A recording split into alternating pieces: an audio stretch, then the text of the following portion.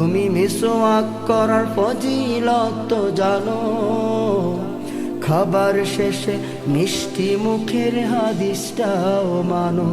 শুধু হক কথাটা উচ্চ স্বরে বলতে পারো না, অন্যায় দেখে বারুদ হয়ে জ্বলতে পারো না।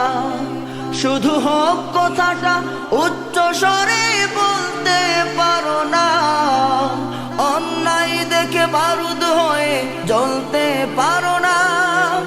কেমন মুসলমান তুমি একটু ভাবো না, কেমন তোমার ঈমান একটু বলো না।